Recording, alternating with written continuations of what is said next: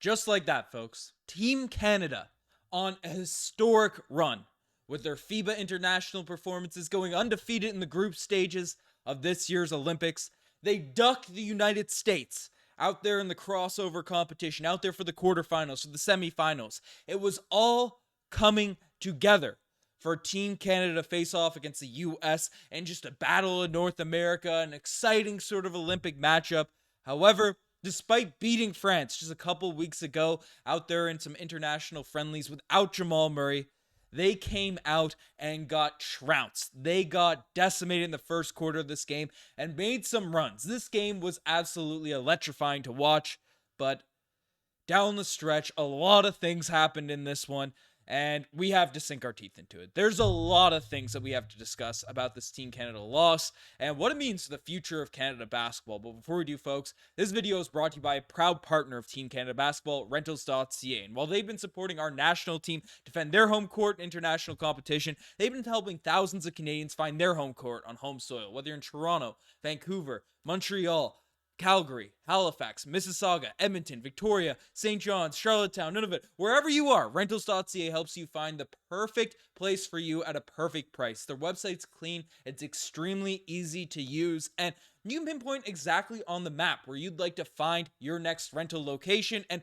Rentals.ca has you covered. So even despite the fact Team Canada just had a devastating, heartbreaking loss, their partner Rentals.ca is there to support you guys. So definitely make sure you guys check them out in the pinned comment or the link, the pinned comment or the description down below. Shout out to Rentals.ca. While we're all heartbroken, Rentals.ca at least can help you defend your home court out here in the country of Canada, coast to coast, as you guys know. So if you've been watching these vids, watching us talk about rentals, this Team Canada's been, on this historic run, even though it came to an unfortunate end. Definitely check them out because, again, they're there to find you the perfect rental destination. So shout out to Rentals.ca, big fans of Team Canada, the Raptors, and all such things. But we're all heartbroken right now. We are all sad. We are all devastated with what just happened, out there against Team USA, doing a raw reaction to everything that just went on. So basically, we can take a look at all the stats.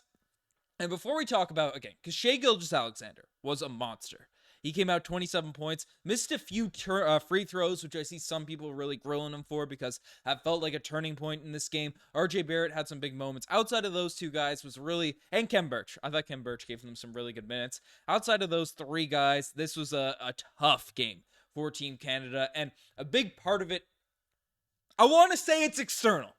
Not to hope out for this roster, but Rudy Gobert barely played in this game. 0 points. You can see a stat line. Again, they don't have the minutes up for these box scores in ESPN. I don't know if they track them in the Olympic action, but this man, Lesor, coming off the bench for France, Yabusele coming in for a former Boston Celtic. Those two men absolutely decimated Team Canada out here in this one. And why is that? Why is that the case? Right? Lesor, 13 points, but have 14 free throws in this game. 5 rebounds, that's a lie. The box scores lying to you because this man felt like he got his hands on pretty well every single shot that was going up. And then Yabusele, how many boards do you have? Only 5 as well, which is crazy, but 22 points for Yabusele. Like, what happened in this game? The story of this game is Shai, RJ, those guys crushing it out there, at the point guard, shooting guard position. They're able to go one-on-one, dominate the backcourt of the other teams. Even Jamal Murray had some moments, but again, rough tournament. We'll talk about Jamal Murray after. The Team Canada squad just doesn't have the front line. We don't have the beef out there on the front line to get boards, to get those sort of backline stops. And again, I want to give some credit once again to Kem Birch, who thought he was done playing professional basketball, kind of alluded to after he got waived by the Spurs, right? Thought his career was over. Came out in this one, gave some very, very solid minutes. I'm surprised that they didn't let him cook out there for a little bit longer, but Dwight Powell being your center, who's a natural 4, I thought he's had a tremendous performance for Team Canada. I think he deserves a lot of flowers with the way that he's been playing as that sort of lead guy. But Kelly Olynyk was getting burned and blown by on the defensive end early on in this game. Trey Lyles did the effort, but man, Lesor was coming out and spinning off him, making him look like barbecue chicken. Like, Dillon Brooks is an elite defender at the 3 spot, right? He's switchable. He's all those types of things. He just doesn't have that sort of weight to it. And he's guarding Victor Wembanyama. I thought of Dillon Brooks, even though, offensively really struggle in this one, and we'll talk about some of the crazy stuff. But defensively, it's just undersized. Same with Lou Dort. Elite, 2-3 defenders, but, can guard most 4s. But when there's a lot of weight thrown down, it's tough for them to really get rebounds without fouling and stuff. Like, we just are thin out there on that front line. That's where a guy like Zach Edey, heck, even like, I don't want to say Mathurin. I'm surprised Nickeil Alexander-Walker didn't get more minutes in, this sort of international competition. But again, that is what it is. The Team Canada squad doesn't have those beefy big 4s. We got the beefy, 2s and 3s in Lou Dort and Dillon Brooks, but they're just undersized going up against the Lasorts of the world, going up with the Abuselis of the world. It's the worst matchup. And that's why they benched Rudy Gobert in this game.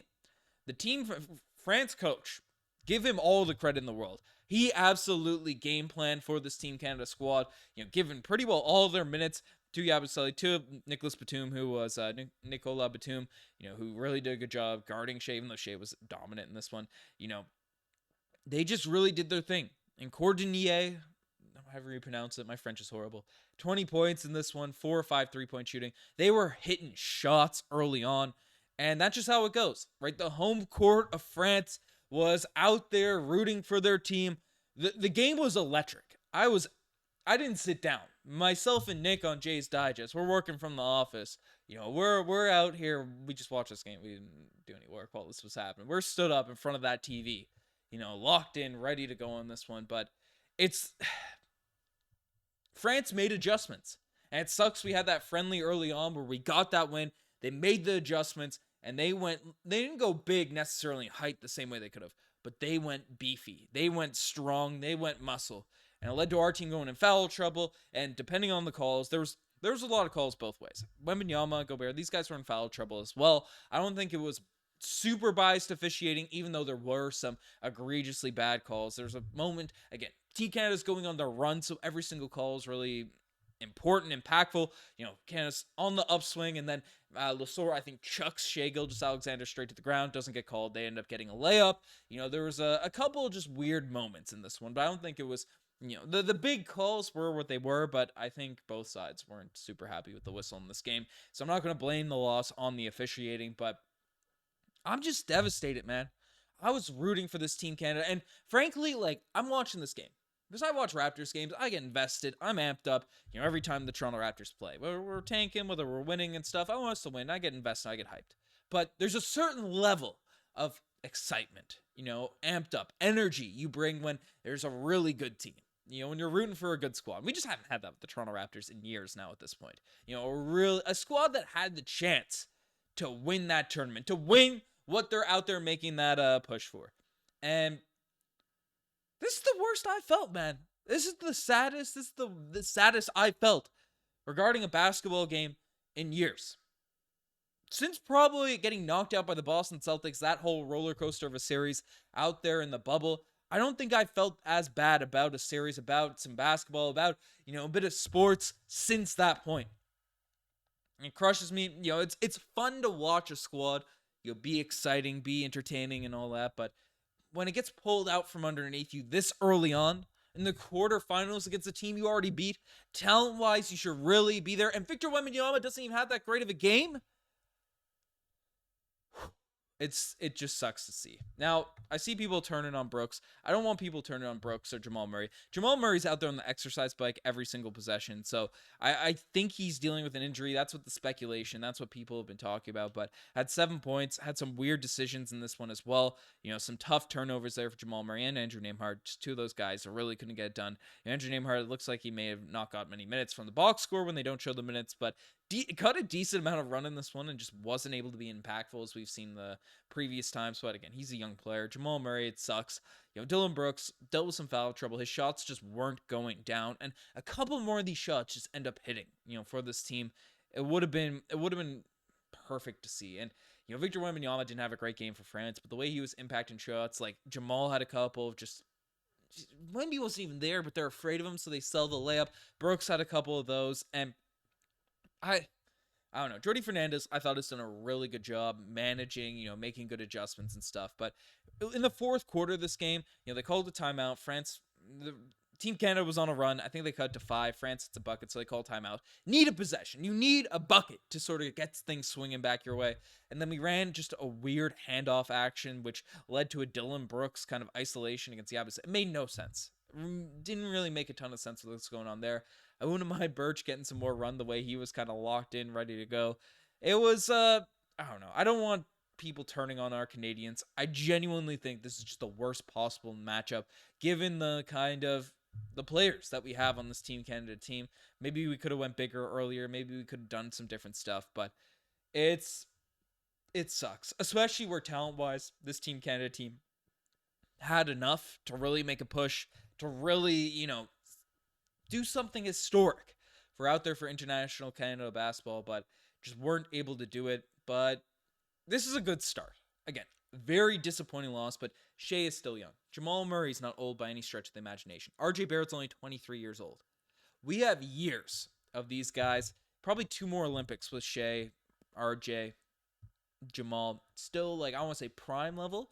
Maybe 3 for RJ, maybe 3 for Shea, but, with them being in their sort of prime level competition. Maybe we get a Zach Edey in the future, which we should. He seems pretty committed to Team Canada basketball. Shaden Sharp. We have Andrew Nimhart that's going to be older, right? We have different guys, Mathurin.